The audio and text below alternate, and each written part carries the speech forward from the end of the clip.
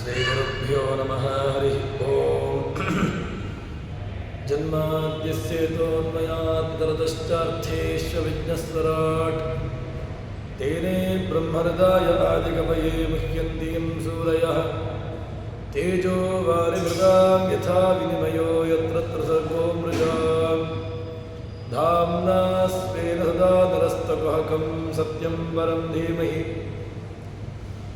नारायणं सुरगुरुं जगदेकनाथं भक्तप्रियं सकललोकनमस्कृतं च त्रैगुण्यवर्जितमजं विभुमाद्यमीशं वन्दे भवत्नवरासरसिद्धवन्द्यं नारायणं नमस्कृत्य नरं चैव नरोत्तमं देवीं सरस्वतीं व्यासं ततो जयमुदीरये बुद्धिर्बलं शोधेयं निर्भयत्वम् अरोगता अजाड्यं वाक्मुदन्तं च हनोमत्स्मरणात् भवेत् भवत्यतनुभावादिडमो कोऽपि वाग्मी जडमतिरपि जन्तुर्जायते प्राज्ञमौलिः सकलवचनचेतो देवता भारती सा मम वचसि धत्तां सन्निधिं मानसे च तपो विद्याविरक्त्या सद्गुणोगाकरानं वादिराजगुरून् वन्दे हयग्रीवपदाश्रयान् दुर्वादिध्वातरवे वैष्णवी देवरेन्दवे श्रीराघवेन्द्रगुरवे नमो अत्यन्तदयालवे ब्रह्मचर्य हरिप्रेतसविद्यावादशालिनः इष्टदान् कष्टहर्तॄन्नः विद्यामान्यान् मुनीन् नमः।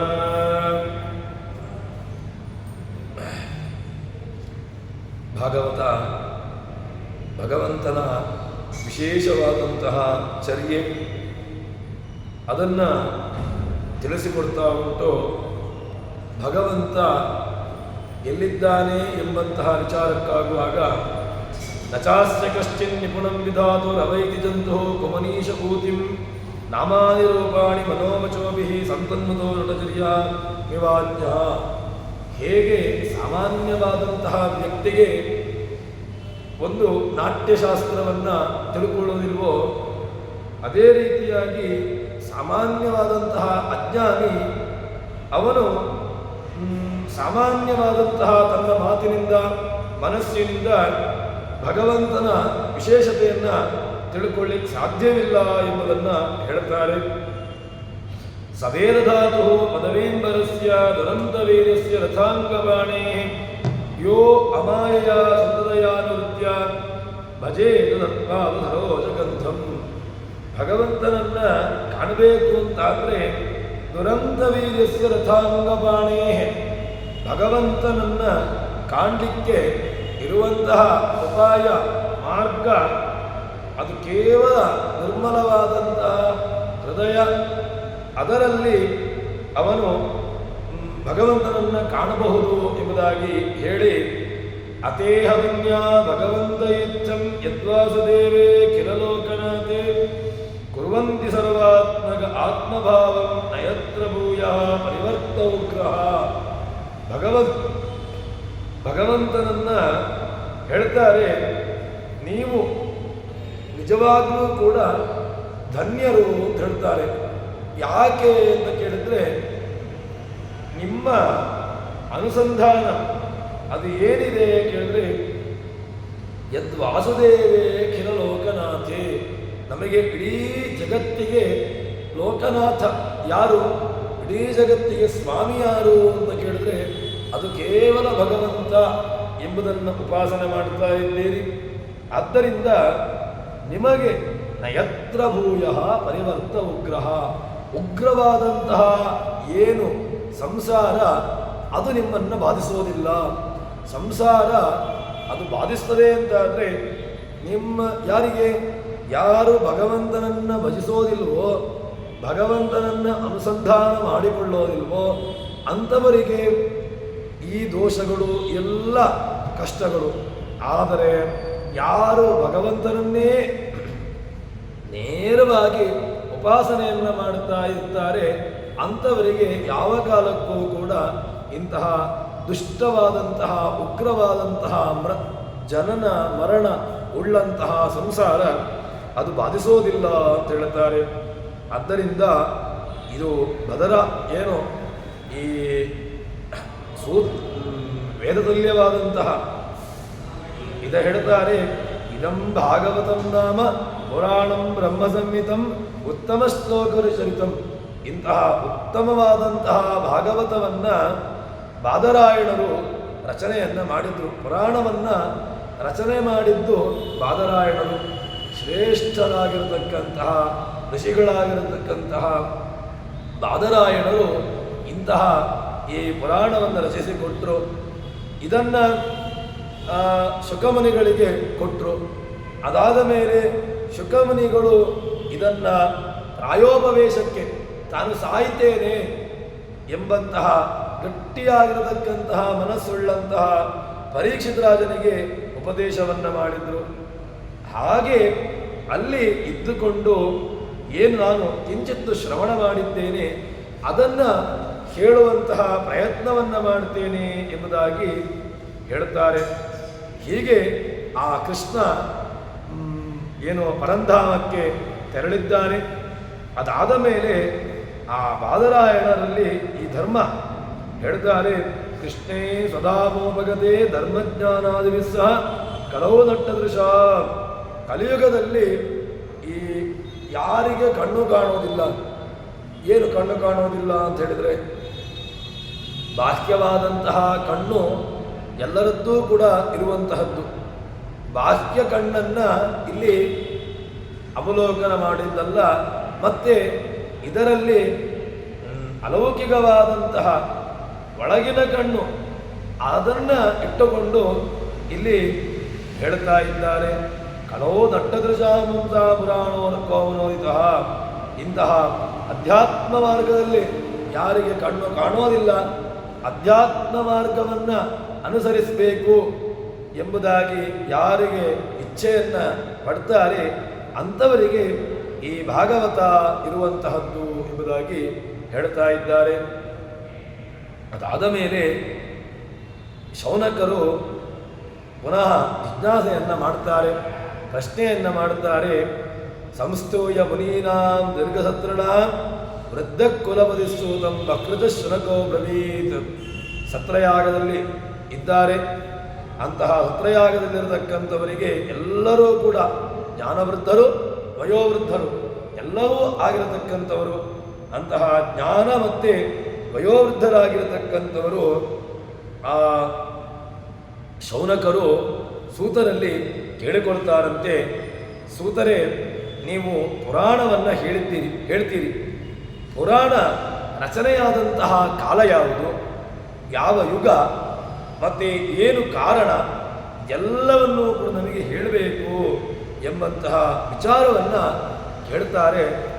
ಆವಾಗ ಆ ಬಾದರಾಯಣರ ಮಗ ಶುಕ ಅವನು ಹೇಗಿದ್ದ ಅಂತ ಕೇಳಿದರೆ, ತಸ್ಯ ಪುತ್ರೋ ಮಹಾಯೋಗಿ ಸಮದೃಂಗ್ ನಿರ್ವಿಕಲ್ವಗ ಏಕಾಂತಗತಿರ್ಮಿದ್ರೋ ಗೂಢೋ ಮೂಢ ಇವೇಯತೆ. ಅವನು ಹೇಗಿದ್ದ ಅಂತ ಕೇಳಿದ್ರೆ ಅವನು ಶುಕ, ಬಾದರಾಯಣನ ಮಗ ಶುಕಾಚಾರ್ಯರು ಮಹಾತಪಸ್ವಿಗಳು, ಮಹಾಯೋಗಿಗಳು. ಯಾವುದನ್ನೂ ಕೂಡ ಬೇಕು ಎಂಬುದಾಗಿ ಆಸೆಯನ್ನು ಪಟ್ಟವರಲ್ಲ.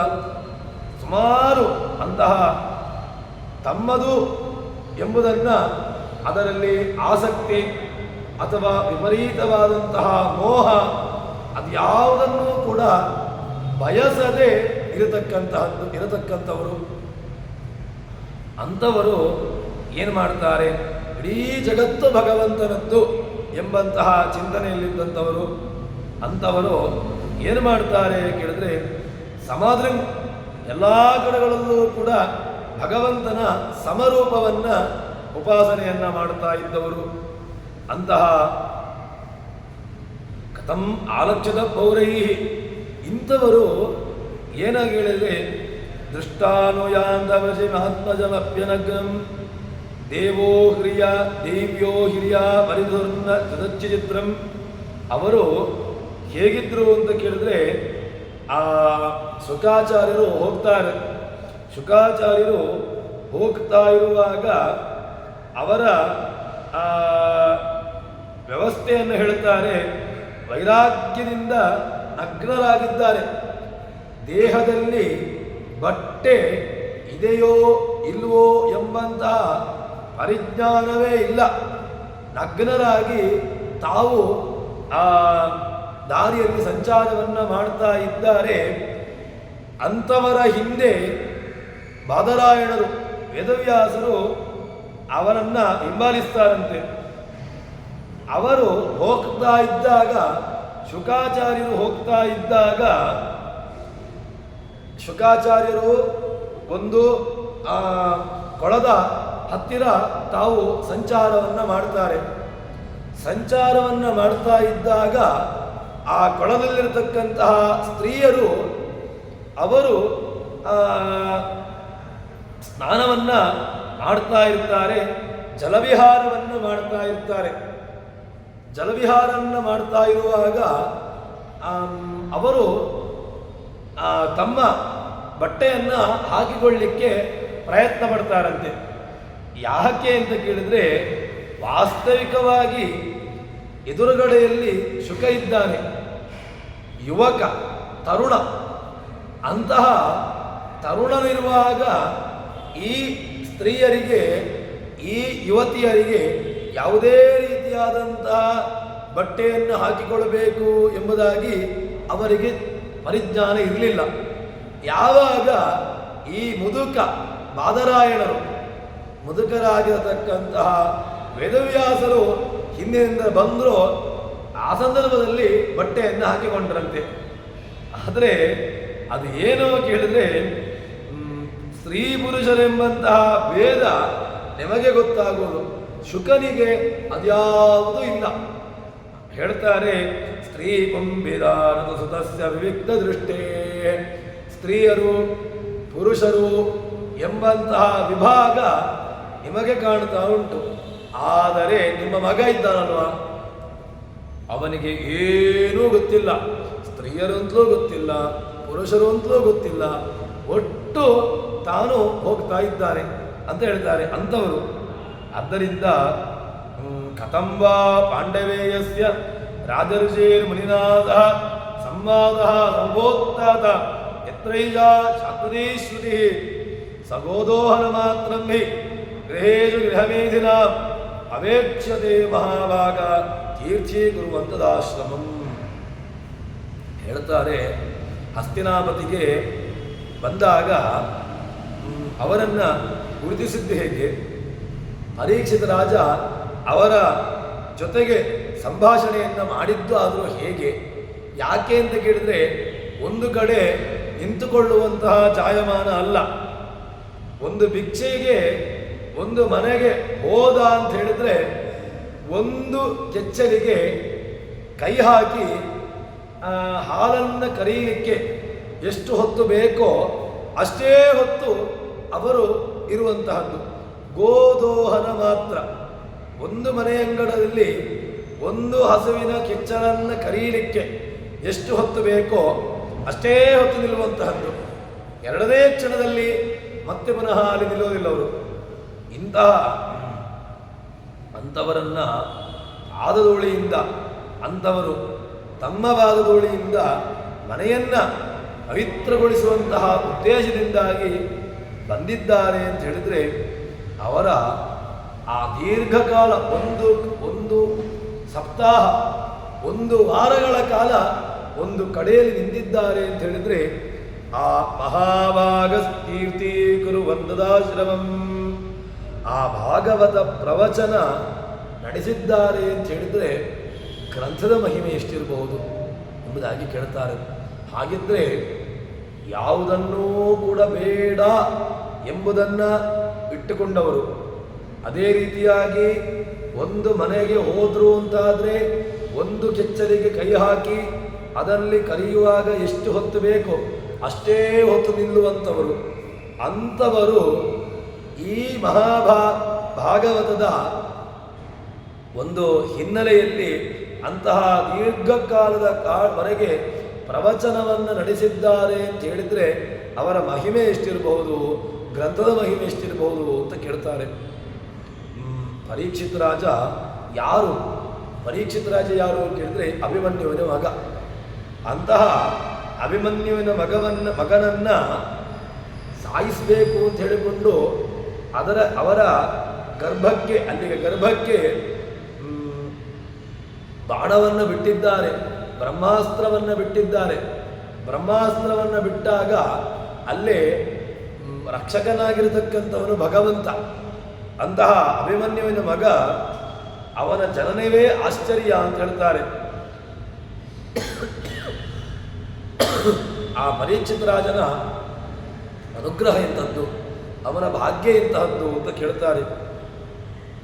ಸಸಮ್ರಾಟ್ ಕಸ್ಯವಾಹೇತೋ ಪಾಂಡೂನಾಂ ಮಾನವರ್ಧನ ಪ್ರಾಯೋಪವಿಷ್ಟೋ ಗಂಗಾಯಾಂ ಅನಾಧೃತ್ಯಾದಿರಾಟ್ ಶ್ರಿಯಂ. ಅವನು ಎಲ್ಲವನ್ನೂ ಕೂಡ, ಶತ್ರುರಾಜರೂ ಕೂಡ ಅವನ ಕಾಲಬುಡಕ್ಕೆ ತಮ್ಮ ಸಂಪತ್ತನ್ನು ಅರ್ಪಿಸ್ತಾ ಇದ್ರು.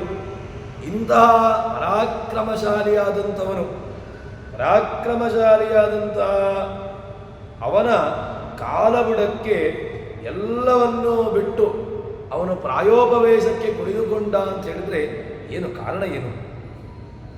ಏನಾದರೂ ಕಾರಣ ಬೇಕಲ್ವಾ ಅಂತ ಕೇಳಿದರೆ ಹೇಳ್ತಾರೆ, ಶಿವಾಯ ಲೋಕಸ್ಯ ಭವಾಯ ಭೂತಯೇ ಯ ಉತ್ತಮ ಶ್ಲೋಕ ಪರಾಯಣ ಜನ ಜೀವಂತಿನಾತ್ಮರ್ಥಮಸೌ ವರಾಶ್ರಯಂ ಮುಮೋಚ ನಿರ್ವಿದ್ಯ ಕುತಕ್ಕರೇವರಂ. ಭಗವದ್ಭಕ್ತರ ಮಹಿಮೆಯ ಅಂಥದ್ದು, ಭಗವದ್ಭಕ್ತರ ಸಾಮರ್ಥ್ಯವೇ ಅಂಥದ್ದು. ಅವರು ಬದುಕ್ತಾರೆ ಅಂತ ಹೇಳಿದರೆ ಯಾಕೆ ಬದುಕ್ತಾರೆ ಕೇಳಿದ್ರೆ, ಶಿವಾಯ ಲೋಕಸ್ಯ ಭವಾಯ ಭೂತಯೇ. ಒಳ್ಳೆಯ ಮಾತನ್ನು ಹೇಳ್ತಾರೆ. ಶಿವಾಯ ಲೋಕಸ್ಯ, ಶಿವ ಅಂತ ಹೇಳಿದ್ರೆ ಮಂಗಳ ಅಂತ ಅರ್ಥ. ಮಂಗಳ ಸ್ವರೂಪ, ಜಗತ್ತಿಗೆ ಮಂಗಳವನ್ನು ಮಾಡುವುದಕ್ಕೋಸ್ಕರವಾಗಿ ಅವರ ಜನ್ಮ. ಆದ್ದರಿಂದಾಗಿ ಲೋಕದ ಏಳಿಗೋಸ್ಕರವಾಗಿ, ಲೋಕದ ಸಮೃದ್ಧಿಗೋಸ್ಕರವಾಗಿ ಅವರು ಬದುಕುವಂತಹದ್ದು. ಅದೇ ರೀತಿಯಾಗಿ ಪರೀಕ್ಷಿತ ರಾಜನು ಕೂಡ ಇಡೀ ತಮ್ಮ ಜೀವನ ಪರೋಪಕಾರಕ್ಕೋಸ್ಕರವಾಗಿ ಎಂಬಂತಹ ವ್ಯವಸ್ಥೆಯಲ್ಲಿದ್ದಂಥವರು ತನ್ನ ಶರೀರವನ್ನು ಅವರು ಅದರಲ್ಲಿ ಏನು ಆಸ್ತೆಯನ್ನೇ ಹೊಡೆದೆ ಜೀವಂತಿನಾತ್ಮಾರ್ಥಮಸೌವರಾಶ್ರಯಂ ಮಮೋಚ ನಿರ್ವಿದ್ಯ ಕುತಕ್ಕಲೇವರಂ. ತಮ್ಮ ಈ ಕಲೇವರ ತಮ್ಮ ಶರೀರವನ್ನು ಬಿಟ್ಟರು ಅಂತ ಹೇಳ್ತಾರೆ. ಯಾಕೆ? ಜಗತ್ತಿಗೆ ಮಂಗಳಾಗಬೇಕು, ಜಗತ್ತಿಗೆ ಶ್ರೇಯಸ್ಸಾಗಬೇಕು ಎಂಬಂತಹ ಉದ್ದೇಶದಿಂದಾಗಿ ಅವರು ದೇಹವನ್ನು ಬಿಟ್ಟದ್ದು. ಅನಾಸ್ತೆ, ಈ ದೇಹದಲ್ಲಿ ಕಿಂಚಿತ್ತೂ ಕೂಡ ಆಸ್ತೆಯನ್ನು ತಾಳದೆ ತಾವು ಕೇವಲ ಭಗವಂತನನ್ನು ಕಾಣಬೇಕು ಎಂಬುದಾಗಿ ಹೇಳ್ತಾರೆ. ಅಂತಹ ತ್ಯಾಗ ಮಾಡಿದ್ದಾದರೂ ಹೇಗೆ, ಇದಕ್ಕೆಲ್ಲ ಕಾರಣ ಏನು ಎಂಬುದಾಗಿ ಕೇಳ್ತಾರೆ. ಆವಾಗ ಆರಂಭದಲ್ಲಿ ವ್ಯಾಸರ ಅವತಾರವನ್ನು ಹೇಳ್ತಾರೆ. ಆ ವ್ಯಾಸಾವತಾರದ ಸೂತರು ಶೌನಕರಿಗೆ ಆ ವ್ಯಾಸನ ಅವತಾರ ಏನು ಕೇಳಿದರೆ, ದ್ವಾಪರೇ ಸಮನಪ್ರಾಪ್ತೆ ತೃತೀಯೇ ಯುಗಪರ್ಯಯೇ ಜಾತಃ ಪರಾಶರಾದ್ಯೋಗಿ ವಾಸವ್ಯಾಂ ಕಲಯಾಹರೇ ಅಂತ ಹೇಳಿಕೊಂಡು ದ್ವಾಪರದ ಕೊನೆಯ ಭಾಗದಲ್ಲಿ ವ್ಯಾಸಾವತಾರವನ್ನು ಹೇಳ್ತಾರೆ. 28ನೇ ಚತುರ್ಯುಗ, ಅದರಲ್ಲಿ 3ನೇಯದ್ದಾಗಿರತಕ್ಕಂತಹದ್ದು ದ್ವಾಪರ. ಅದರಲ್ಲಿ ಭಗವಂತನ ಅಂಶ ನೇರವಾಗಿರತಕ್ಕಂತಹ ಭಗವಂತನೇ ಅವರು ಪರಾಶರರ. ಅದೇ ರೀತಿಯಾಗಿ ಸತ್ಯವತಿ ಹೃದಯನಂದನೋ ವ್ಯಾಸ, ಸತ್ಯವತಿ ಪರಾಶರರಲ್ಲಿ ಅವತಾರವನ್ನು ತಾಳಿರತಕ್ಕಂತಹದ್ದು ವ್ಯಾಸರು. ಅಂತಹ ವ್ಯಾಸರು ಅವತಾರವನ್ನು ಮಾಡಿದ್ರು ಎಂಬುದಾಗಿ ಹೇಳಿ, ಅಂತಹ ವ್ಯಾಸರು ಏನು ಮಾಡ್ತಾರೆ ಅಂತ ಕೇಳಿದ್ರೆ, ವ್ಯಾಸರ ವೇದವು ವ್ಯಾಸ ಅವರ ಹೆಸರಲ್ಲಿಯೇ ಉಂಟು. ಏನು ಕೇಳಿದ್ರೆ, ಸಕದಾಜಿ ಸರಸ್ವತ್ಯ ಉಪದರ್ಶಿ ಜಲಂ ಶುಚಿ ವಿವ್ಯಕ್ತ ಏಕಾಸೀನಃ ಉದಿತೇ ರವಿಮಂಡಲೇ ತಿಳಿಕೊಂಡು ಆ ವೇದವ್ಯಾಸರು ಅವತಾರವನ್ನು ಮಾಡಿದ್ದಾರೆ. ಮಾಡಿದಾಗ ಅಲ್ಲಿ ಆ ಏಕಾಂತದಲ್ಲಿ ಒಂದು ಕಡೆಯಲ್ಲಿ ಕುಳಿತುಕೊಂಡು ಒಮ್ಮೆ ಯೋಚನೆಯನ್ನು ಮಾಡ್ತಾರಂತೆ. ಏನು ಕೇಳಿದರೆ, ದುರ್ಭಗಾಂಶ್ಚ ಜನಾನ್ವೀಕ್ಷ್ಯ. ಕಲಿಕಾಲ ಕೃಷ್ಣ ಅವತಾರನ್ನು ಸಮಾಪ್ತಿ ಮಾಡಿ ಹೋಗಿದ್ದಾನೆ. ಆದ್ದರಿಂದ ಕಲಿಯ ಪ್ರಭಾವ ಭೂಮಿಯಲ್ಲಿ ಏನಾಗ್ತಾ ಉಂಟು ಅಂತ ಕೇಳಿದ್ರೆ ಅಧರ್ಮ ತಾಂಡವವಾಡ್ತಾ ಉಂಟು. ಭೌತಿಕ ವಸ್ತುಗಳಲ್ಲಿ ಅದರ ಸಾಮಾನ್ಯವಾದಂತಹ ಸಹಜವಾದಂತಹ ಶಕ್ತಿ ಹೋಗ್ತಾ ಉಂಟು. ಮತ್ತೆ ಶಾರೀರಿಕವಾಗಿ ಬಲ ಇಲ್ಲ, ಬುದ್ಧಿ ಎಂಬುದು ಅದೂ ಇಲ್ಲ. ಮತ್ತೊಂದು ಏನು ಕೇಳಿದ್ರೆ ಆಯುಷ್ಯವೂ ಕೂಡ ಇಲ್ಲ, ಆಸ್ತಿಕ್ಯ ಬುದ್ಧಿಯೂ ಇಲ್ಲ. ಸಂಸಾರದಿಂದ ಬಿಡುಗಡೆ ಬರುವಂತಹ ಜ್ಞಾನ, ಯಾವುದನ್ನು ಪಡ್ಕೊಳ್ಳಬೇಕು, ಯಾವುದನ್ನು ತಿಳ್ಕೊಳ್ಬೇಕು, ಯಾವುದನ್ನು ತಿಳ್ಕೊಂಡಿದ್ದರಿಂದಾಗಿ ನಮಗೆ ಈ ಬಿಡುಗಡೆ ಬರಲಿಕ್ಕೆ ಸಾಧ್ಯ, ಅದನ್ನು ಹೇಳ್ತಾ ಇದ್ದಾರೆ. ಪರಾವರಜ್ಞ ಸರಸೇ ಕಾಲೇನ ಅವ್ಯಕ್ತರಂಹಸ ಯುಗಧರ್ಮ ವ್ಯತಿಕರಂ ಪ್ರಾಪ್ತಂ ಭುವಿಯುಗೆ ಯುಗೆ ಯುಗೆ ಭೌತಿಕಾನಾಂಚ ಭಾವಾನಾಂ ಶಕ್ತಿಕ್ರಾಸಂ ಚ ತತ್ಕೃತಂ ಅಶ್ರದ್ಧದಾನಾನ್ ನಿಸ್ಸತ್ವಾನ್ ದುರ್ಮೇಧಾನ್ ರಸಿತಾಯುಷಃ. ಆಯುಷ್ಯ ಎಂಬುದು ಕೂಡ ಕಡಿಮೆ ಆಗ್ತಾ ಉಂಟು. ಹೀಗೆ ಆಸ್ತಿಕ್ಯ ಬುದ್ಧಿ ಇಲ್ಲ, ಸಂಸಾರದಿಂದ ಬಿಡುಗಡೆಯಾಗುವಂತಹ ಜ್ಞಾನ ಅದಿಲ್ಲ. ಇದಕ್ಕೆಲ್ಲ ಏನು ಕಾರಣ? ಏನು? ಯಾವುದರಿಂದಾಗಿ ನಾವು ಜನರನ್ನು ಒಳ್ಳೆಯ ಮಾರ್ಗದ ಕಡೆಗೆ ಕರ್ಕೊಂಡು ಬರಬಹುದು? ಇದನ್ನು ಯೋಚನೆ ಮಾಡ್ತಾರೆ. ಇದಕ್ಕೆ ಏನು ಮಾಡಬಹುದು? ದಿವ್ಯಜ್ಞಾನಿಗಳು, ಸರ್ವಜ್ಞರು ಅವರೇ ಯೋಚನೆಯನ್ನು ಮಾಡ್ತಾರಂತೆ. ವಾಸ್ತವಿಕವಾಗಿ ವೇದವ್ಯಾಸರು ಯಾರು ಕೇಳಿದ್ರೆ ನೇರವಾಗಿ ಭಗವಂತನೇ. ಭಗವಂತ ವಿಷ್ಣುವಿನದ್ದೇ ಅವತಾರ ವೇದವ್ಯಾಸರು. ಅವರೇ ಸಾಮಾನ್ಯವಾದಂತಹ ಚಿಂತನೆಯನ್ನು ಮಾಡ್ತಾರಂತೆ. ಇದೆಲ್ಲ ಏನು ಮಾಡೋದು ಇವರನ್ನು ಅಂತ ಕೇಳಿದ್ರೆ, ಯಾಕೆ ಈ ರೀತಿಯಾಗಿ ಚಿಂತನೆ ನಡೆಸಿದ್ರು ಅಂತ ಕೇಳಿದ್ರೆ ಅದಕ್ಕೆ ಹೇಳ್ತಾರೆ, ಯಾರು ಅಜ್ಞರಿದ್ದಾರೆ, ಯಾರು ಅಜ್ಞಾನಿಗಳಿದ್ದಾರೆ ಅವರಿಗೆ ಮೋಹ. ವಾಸ್ತವಿಕವಾಗಿ ಜ್ಞಾನವುಳ್ಳವರು ಮೋಹಗೊಳ್ಳೋದಿಲ್ಲ. ಅವರು ಸಾತ್ವಿಕವಾದಂತಹ ಪ್ರಜ್ಞೆಯಲ್ಲಿಯೇ ಇರ್ತಾರೆ. ಯಾರು ಮತ್ತೆ ಇದರಲ್ಲಿ ಮೋಹಗೊಳ್ಳುತ್ತಾರೆ ಕೇಳಿದ್ರೆ, ಯಾರಿಗೆ ಶ್ರದ್ಧೆ ಇಲ್ಲ, ಅಜ್ಞರಾಗಿದ್ದಾರೆ, ಅವರು ಭಗವಂತನ ಸಾಮರ್ಥ್ಯವನ್ನು ಅವರು ಏನು ಮಾಡ್ತಾರೆ ಅಂತ ಕೇಳಿದ್ರೆ ಈ ರೀತಿಯಾಗಿರುವ ಸಂಶಯವನ್ನು ಇಟ್ಟುಕೊಳ್ಳುತ್ತಾರೆ ಅಂತ ಹೇಳ್ತಾರೆ. ಅದರಿಂದ ಮೊದಲಿಗೆ ಈಗ ಏನು ಮಾಡಬೇಕು ಕೇಳಿದ್ರೆ, ಏನು ಈ ಸಾರವನ್ನು ಉಳಿಸಬೇಕು, ಯಜ್ಞ ಸಮೃದ್ಧಿ, ಯಜ್ಞ ಉಳಿಬೇಕು. ಅದಕ್ಕೋಸ್ಕರವಾಗಿ ಏನು ಮಾಡ್ತಾಳೆ ಕೇಳಿದ್ರೆ, ಋಗ್ವೇದ, ಯಜುರ್ವೇದ, ಸಾಮವೇದ, ಅಥರ್ವವೇದ, ಋಗ್ಯಜಸ್ಸಾಮಾತರ್ವಾಕ್ಯ ವೇದಾಶ್ಚತ್ವಾರ ಉದ್ಧೃತ ಇತಿಹಾಸ ಪುರಾಣಂಚ ಪಂಚಮೋ ವೇದ ಉಚ್ಯತೆ. ಯಜ್ಞ ಉಳ್ಕೊಳ್ಬೇಕು, ಆಸ್ತಿಕ್ಯ ಪ್ರಜ್ಞೆ ಉಳ್ಕೊಳ್ಬೇಕು ಎಂಬಂತಹ ಉದ್ದೇಶದಿಂದಾಗಿ ಋಗ್ವೇದ, ಯಜುರ್ವೇದ, ಸಾಮವೇದ, ಅಥರ್ವವೇದವನ್ನು ಅದರಲ್ಲಿ ಸ್ವಲ್ಪ ಸ್ವಲ್ಪ ಸ್ವಲ್ಪ ಸ್ವಲ್ಪ ಸ್ವಲ್ಪ ಅದನ್ನು ಸಂಗ್ರಹ ಮಾಡಿ 4 ವೇದಗಳನ್ನು ಕೊಡ್ತಾರೆ. ಅದಾದ ಮೇಲೆ ಅರ್ಥಜ್ಞಾನಕ್ಕೋಸ್ಕರವಾಗಿ ಮಹಾಭಾರತ ಪುರಾಣ, ಈ ಇತಿಹಾಸ ಪುರಾಣಂಚ ಪಂಚಮೋ ವೇದ ಉಚ್ಯತೆ ಅಂತ ಹೇಳ್ತಾರೆ. ಇತಿಹಾಸ, ಮಹಾಭಾರತ, ಭಾಗವತ, ಮಹಾಭಾರತ ಇದು ಏನು ಕೇಳಿದ್ರೆ ಇದೊಂದು ಪಂಚಮೋ ವೇದ, 5ನೇ ವೇದ ಅಂತ ಹೇಳ್ತಾರೆ. ಇದರ ಸಾಮರ್ಥ್ಯ ಎಷ್ಟು ಕೇಳಿದ್ರೆ 5 ವೇದ, 5ನೇ ವೇದ. ಮಹಾಭಾರತ ಎಂಬುದು 5ನೇ ವೇದ, 4 ವೇದಗಳು.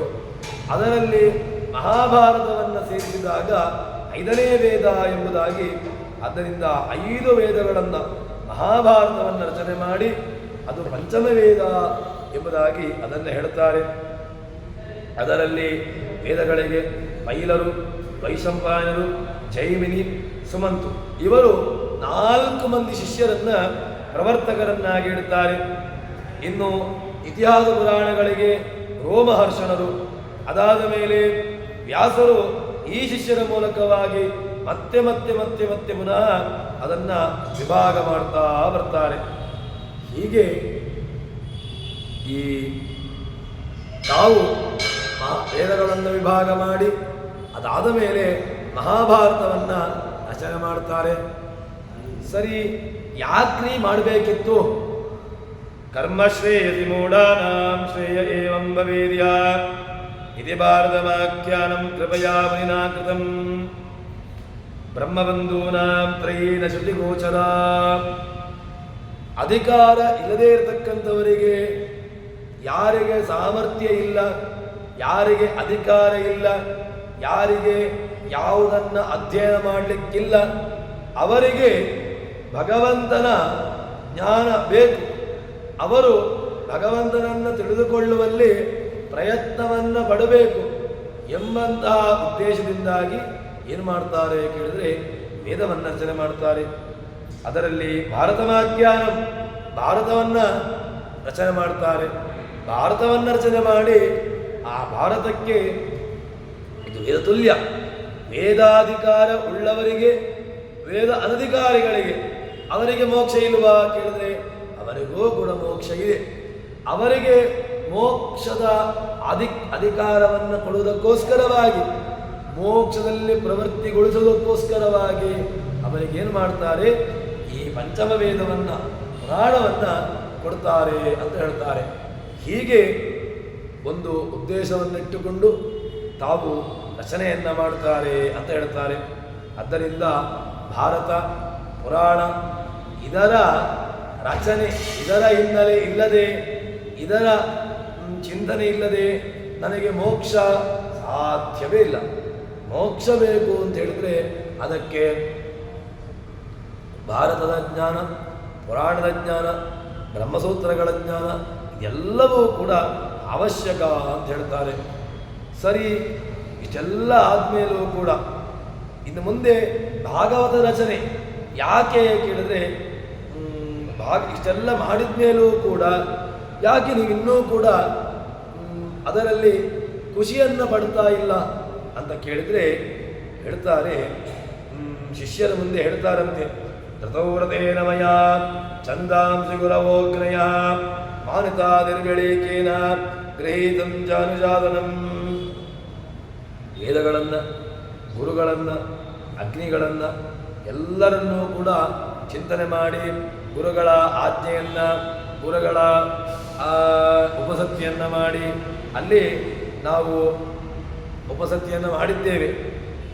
ಆದರೂ ಕೂಡ ಭಾರತವ್ಯವದೇನ ಯಾಮ್ನಾಯಾರ್ಥ ಪ್ರದರ್ಶಿತ ದೃಶ್ಯದೋ ಯತ್ರ ಧರ್ಮೋಹಿ ರೋಷುದ್ರ ಬ್ರಹ್ಮಾದಿರರ್ಪಿತ. ಎಲ್ಲರಿಗೂ ಕೂಡ, ಸ್ತ್ರೀ ಶೂದ್ರಾದಿಗಳಿಗೂ ಕೂಡ ಧರ್ಮದ ಹಿನ್ನೆಲೆ ಬೇಕು, ಅದೇ ರೀತಿಯಾಗಿ ಶಾಸ್ತ್ರದ ಹಿನ್ನೆಲೆ ಬೇಕು, ಭಾರತ ಪುರಾಣಾದಿಗಳ ಹಿನ್ನೆಲೆ ಬೇಕು. ಅವರಿಗೂ ಕೂಡ ಭಗವಂತನನ್ನು ತಿಳ್ಕೊಳ್ಳುವುದಕ್ಕೋಸ್ಕರವಾಗಿ ಅವರಿಗೂ ಯೋಗ್ಯತೆ ಇದೆ, ಅವರೂ ಕೂಡ ಅಂತಹ ಮಾರ್ಗದಲ್ಲಿ ಹೋಗಬೇಕು ಎಂಬಂತಹ ಉದ್ದೇಶದಿಂದಾಗಿ ಹೇಳ್ತಾರೆ. ಇದು ಇಷ್ಟು ಸಾಕಾಗೋದಿಲ್ಲ, ಇನ್ನೂ ಕೂಡ ಏನೋ ಒಂದು ಮಾಡಬೇಕಾಗಿದೆ. ಅದಕ್ಕೋಸ್ಕರವಾಗಿ ಮಹಾಭಾರತದಲ್ಲಿ ವಿರಕ್ತರು, ಹರಿಗೆ ಪ್ರಿಯವಾಗಿರತಕ್ಕಂತಹ ಎಲ್ಲ ಭಾಗವತ ಧರ್ಮವನ್ನು ಹೇಳಿದ್ದೇನೆ. ಆದರೂ ಕೂಡ ಇನ್ನೂ ಏನೋ ಒಂದು ಕಮ್ಮಿ ಇದೆ. ಆ ಕಮ್ಮಿ ಇರುವಂತಹದ್ದನ್ನು ಏನು ಮಾಡ್ತೇನೆ ಕೇಳಿದರೆ ಅದಕ್ಕೊಂದು ಪ್ರತ್ಯೇಕವಾಗಿರತಕ್ಕಂತಹ ಒಂದು ಗ್ರಂಥ ಇದು ಬೇಕು ಎಂಬುದಾಗಿ ಹಿಡಿದಿಟ್ಟುಕೊಂಡು ಅವರು ಅಲ್ಲಿ ನಾರದರು ಬರ್ತಾರೆ.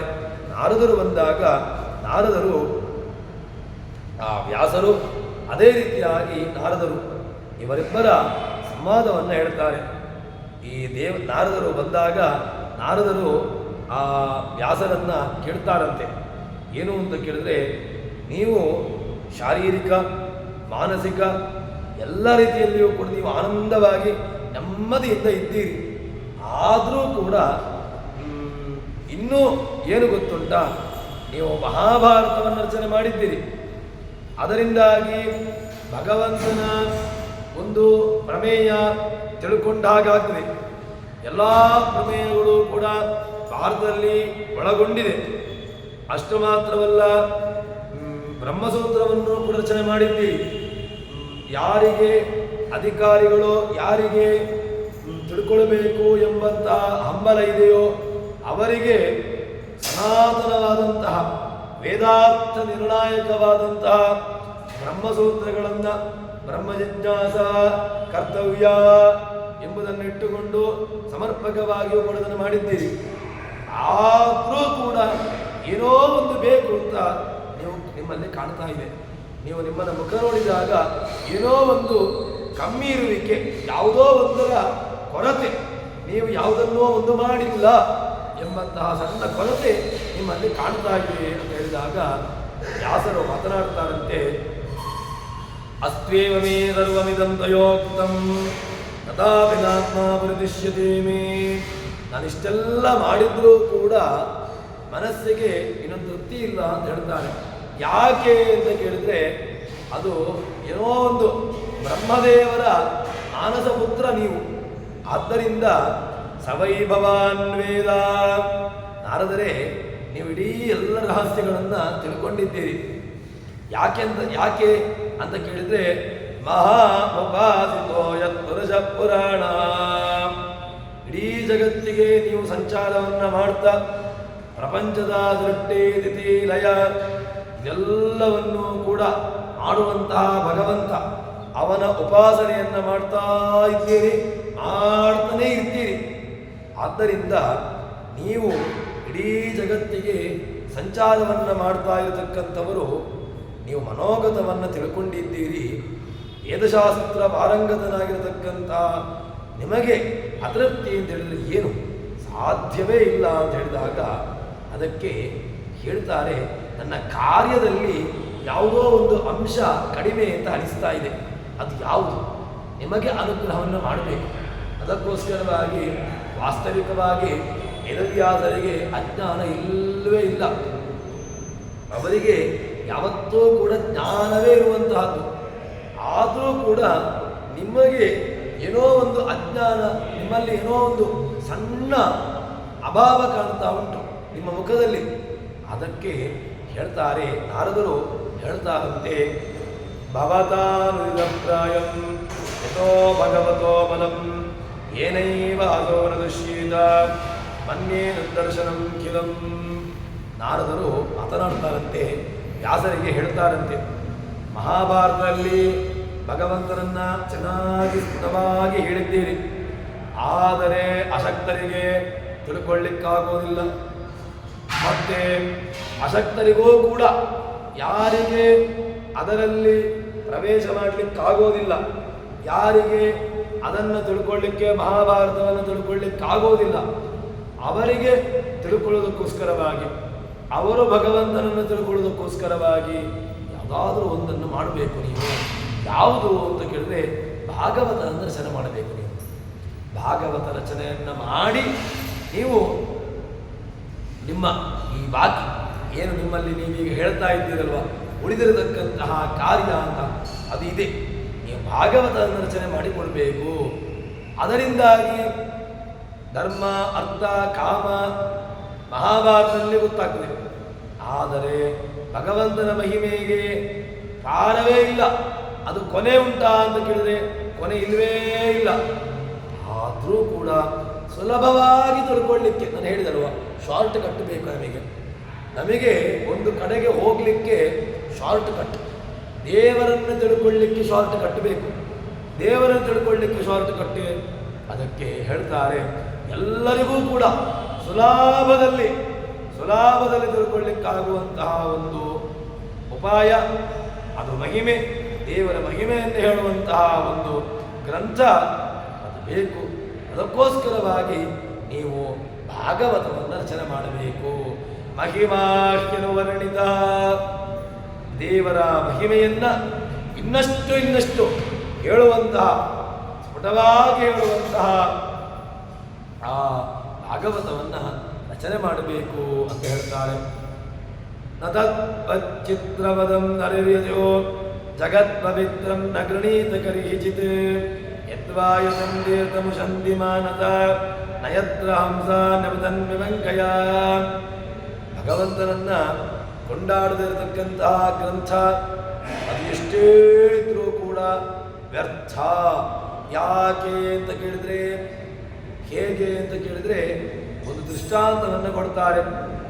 ವಾಯಸ ಕಾಗೆ ಅದು ಎಷ್ಟೇ ಹಂಸ ವಿಹರಿಸಿದಂತಹ ಕೊಳದಲ್ಲಿ ಇಲ್ಲ, ಕಾಗೆ ಅದರ ಸ್ವಭಾವ ಕಚ್ಚೆ ನೀರಿನ ಹಳ್ಳವೇ. ಆದ್ದರಿಂದ ವಿರಕ್ತರಿಗೆ ಪರಮಹಂಸರಿಗೆ ಮೋಕ್ಷಜ್ಞಾನ ಪ್ರಿಯರಾಗಿರತಕ್ಕಂಥವರು ಯಾವುದು ಕೇಳಿದರೆ ಅದು ಭಾಗವತ. ಆದ್ದರಿಂದ ನೀವು ಭಾಗವತವನ್ನು ರಚನೆ ಮಾಡಿಕೊಟ್ಟು ಯಾರು ಭಗವಂತನನ್ನು ತಿಳ್ಕೊಳ್ಳಬೇಕು, ಯಾರಿಗೆ ಭಗವಂತನನ್ನು ವಿಪರೀತವಾಗಿ ತಿಳ್ಕೊಳ್ಳಬೇಕು ಎಂಬಂತಹ ಆಸಕ್ತಿ ಇದೆ ಅಂಥವರಿಗೆ ಭಾಗವತ ರಚನೆಯಾಗಬೇಕು.